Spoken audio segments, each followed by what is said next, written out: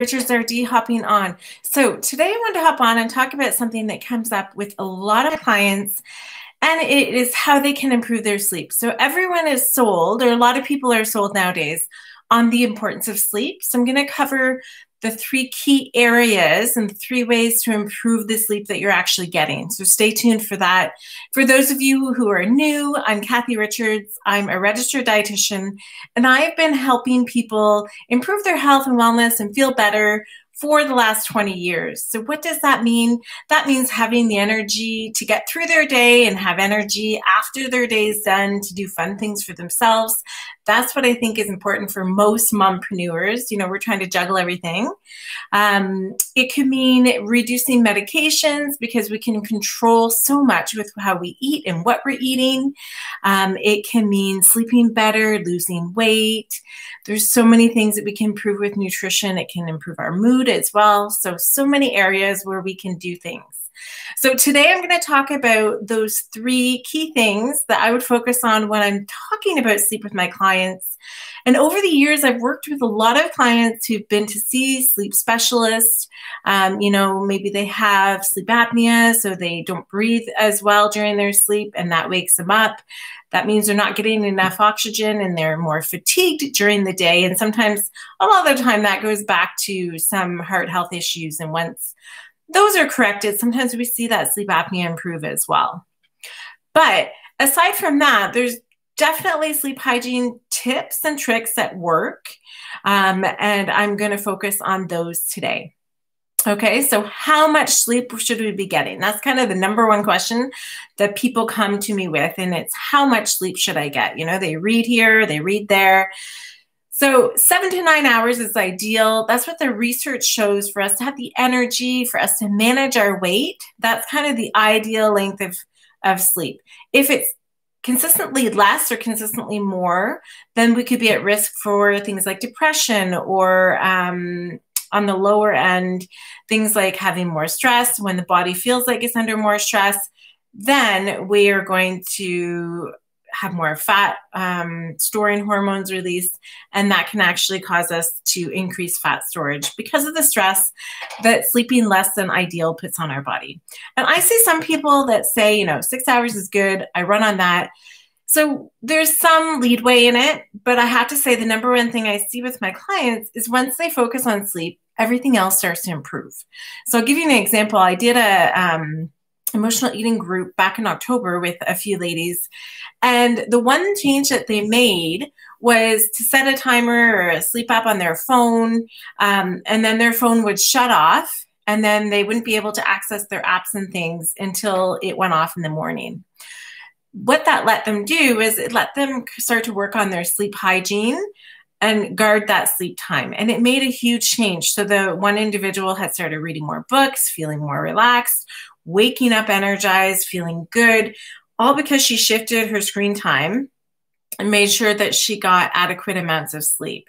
And she started off her day feeling good, and then that trickled into her behaviors throughout the day. So enough sleep is definitely a key thing to focus on. So 7 to 9 hours. So that's going to be the quantity. So that's one thing that I would focus on. Quantity. Then quality of sleep is another thing. So if you're not getting the right quality of sleep and you're not getting enough deep sleep, the body is still going to feel like you're under stress. So to improve on the quality of sleep, we can take some sleep things like melatonin, a natural supplement. We can take L-theanine, which is amino acid that can help relax our body during the day, and that can help give us more restful sleep. Other things to do to help that quantity of sleep. So I use a combined melatonin, 5-HTP, and L-theanine supplement that really just gives us a good deep sleep. So I have 3 kids, 4, 6, and 8. And they don't get the same amount of sleep with their dad as they do when they're with me. I really guard sleep. So they're taking that combined melatonin supplement. So I know the quality of their sleep, the quantity, sorry, is a bit better. I'm getting my quality and my quantity mixed up today, aren't I? So I know that their quality of sleep is better, even if the quantity or the length of time isn't as long. Other things you want to look at for that is caffeine intake. So if you're drinking caffeine, some people it'll be after 2 p.m. that affects their sleep. Some people have to really stop it around noon to make sure it doesn't interact with their sleep. Another thing that can affect our sleep is alcohol intake. So we all know alcohol is good. It's like a relaxing effect on our body, but we know that impacts sleep later on. Okay, so you want to really reduce alcohol intake to guard with your sleep as well. If you notice your sleep starts to get less restful, or you wake up feeling less restful, alcohol reduction would be one of the first things that I would start with my clients. Drink less, and then let's see how your sleep is impacted if you feel more rested when you wake up. Okay, so we've got quality of sleep. Quantity of sleep is at 7 to 9 hours for most adults. It's going to be different for kids. So keep that in mind if you're thinking about sleeping your kids. And then the other piece of the puzzle is sleep hygiene. Okay, so what that means is having a consistent bedtime, having your bedroom be for sleep. So if you're a student, or if during the pandemic, if you're using your bedroom as your home office, it makes it a little bit harder. But if we set ourselves up to have one key use for the bedroom for sleeping, that tends to help us get a more restful sleep. No screen time for an hour before you try to go to sleep, and have a consistent bedtime and have a consistent routine. So that might mean if I want to be asleep by 10, that might mean at 9 o'clock, I'm going to shut off my device. I'm going to get myself ready. So I might brush my teeth, wash my face, do all that routine. And then I might read a book for the last 20 minutes or 25 minutes as I'm getting ready to sleep. It could also mean doing a meditation. Some people do meditation right before sleep.